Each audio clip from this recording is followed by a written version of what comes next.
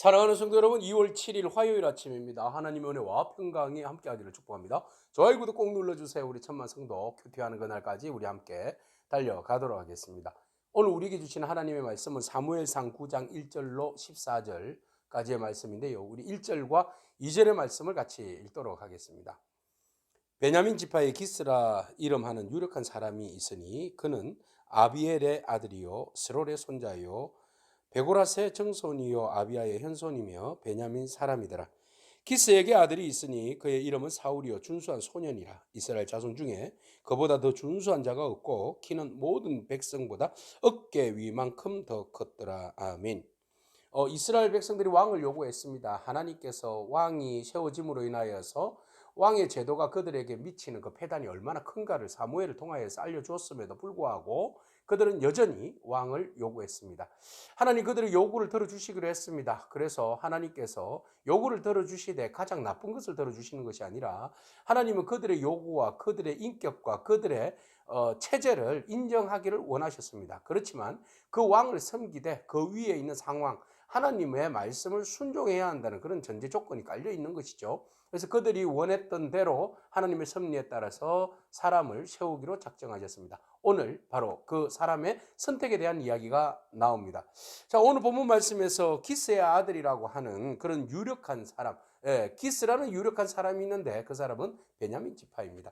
그에게 아들이 있는데 그 아들을 소개하고 있는데 얼마나 준수했는지 얼굴이 핸섬하다. 잘생긴 얼굴을 가지고 있는 사람입니다. 사울이라고 이름하는 이 청년이 너무 핸섬해서 또 키도 얼마나 장대한지 보통 사람들보다도 어깨 위다. 그러니까 머리통이 하나 더 위에 있다. 그러면 일반적으로 보통 사람들은 키가 170? 네.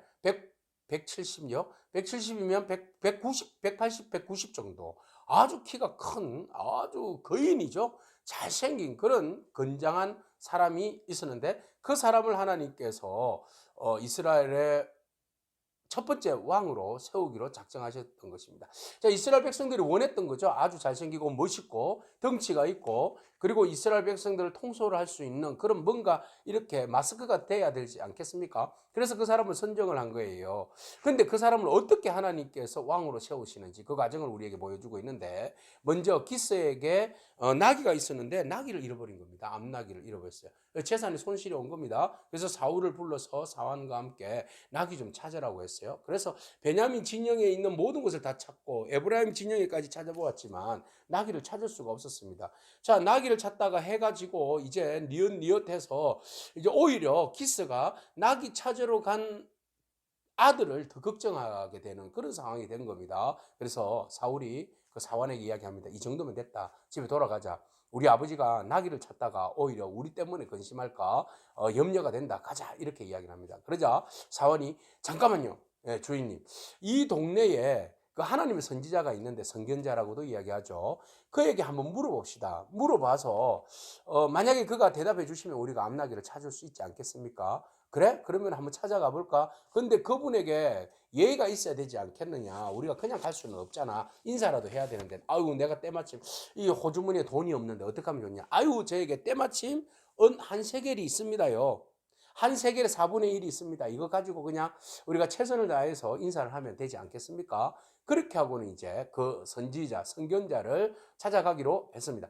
자, 선견자를 찾아가는 이것은 그들에게 있어서 관습과 습관과 같은 것입니다. 그러니까 하나님의 뜻을 이스라엘 백성들이 알기 위해서는 하나님의 선견자에게 물어보아라. 이런 이제 전통적으로 내려오는 관습이 있었기 때문에 이 선견자를 찾아간 것입니다. 자, 선견자를 찾기 위해서 나아갔는데 어디에서 어디로 누구에게 가야 할지 모르지 않습니까? 그래서 성읍에 도착하자 때마침 물을 길러러 온 사람들을 여인들을 만나게 됩니다. 그래서 죄송합니다. 묻습니다. 이곳에 선견자 하나님의 사람을 만나기 위해서 왔는데 혹시 만날 수 있을까요? 라고 물으니 물기르러 온 여인들이 그런 이야기를 합니다. 아, 금방 성으로 들어가셨다. 지금 아마 쫓아가면 우리 그 선지자님을 만나실 수 있는데 아무래도 오늘 산당에 제사를 지내는 날이기 때문에 그 선견자님이 그 산당을 향하여서 걸어가실 텐데 당신들이 아마 가면 가는 도중에 그 선교사님을 만날 수 있을 것이다. 그러면 그 만나서 한번 여러분들이 필요한 것들 한번 여쭤보시면 될 것 같습니다. 우리가 산당에서 제사 지낼 때에 선견자가 축도를 해 주셔야지, 선지자께서 축도를 해 주셔야지만이 우리가 그 음식을 먹을 수 있기 때문에 아마 꼭 그 산당에 가실 거니까 꼭 가서 한번 만나 보시라고. 그래서 이제 그 사울과 사환이 갔는데 때마침 성읍으로 올라가다가 들어갈 때에 누구를 만납니까? 사무엘을, 마침 산당으로 올라가려고 하는 사무엘과 딱 마주치게 된 것입니다. 자, 우리가 오늘 이 짧은 말씀을 통하여서 무엇을 바라봅니까? 네, 하나님의 섭리입니다. 모든 것은 하나님의 아주 디테일한 섭리의 계획에 따라서 모든 것들이 일사천리로 진행되어 가신다는 겁니다. 이스라엘 백성들이 왕을 요구했지만 하나님은 이스라엘 백성들에게 가장 적합한 왕을 세우기를 원하셨고, 또 하나님 마음에 합당한 사람을 세우기를 원하셨고, 그 사람을 찾아서 하나님께서 세워가시는 모습 바라봅니다. 우리가 억지를 부리지만 하나님은 좋은 것으로 응답하시는 분이십니다. 그리고 우연이 아닙니다. 모든 일들이 우연찮게 일어난 일들처럼 보입니다. 기스의 아들 사울이 암나기를 찾기 위해서 떠났던 여행 자체도 하나님의 섭리 안에 있는 것이죠. 그리고 찾지 못하여서 선견자를 소개하는 그 사환의 이야기도 바로 하나님께서 개입하셨기 때문에 이루어진 거고, 성읍에 들어가서 소녀들을 만난 것도 하나님의 섭리에 의해서 이끌림을 받은 것이고, 그리고 성읍에 들어가서 사무엘을 만난 이 모든 것들이 하나님의 섭리 안에 이루어지는 것입니다. 우리가 모든 일에 있어서 여러분 우리가 좀 민감하게 반응했으면 좋겠습니다. 모든 일들이 하나님의 일에 있어서 우연은 없습니다. 우연은 아닙니다. 모든 것들이 하나님의 섭리와 하나님의 뜻 안에서 이루어진다면 우리가 작은 것 하나, 작은 만남 하나, 작은 일 하나에도 우리가 소홀히 대할 수 없습니다. 우리가 최선을 다해서 우리에게 오늘도 주어진 일들에 대하여서 만나는 모든 사람, 하나님께서 섭리 안에서 우리를 만나게 하셨다는 사실을 여러분 기억하시고 최선을 다하여서 섬기고 좋은 만남을 이어가기를 바랍니다. 우리에게 주어진 일, 최선을 다해서 그 일들을 잘 감당하기를 바랍니다. 그 작은 일 하나하나가 모여져서 하나님의 큰 영광을 드러내고 또 여러분들의 앞길을 열어가는 하나님의 축복의 길이 될 줄로 믿습니다. 그 모든 것 주님이 하십니다. 기도하겠습니다. 하나님 감사합니다. 하나님의 섭리를 통하여서 이루어진 사울과 사무엘의 첫 만남의 이야기들을 살펴봅니다.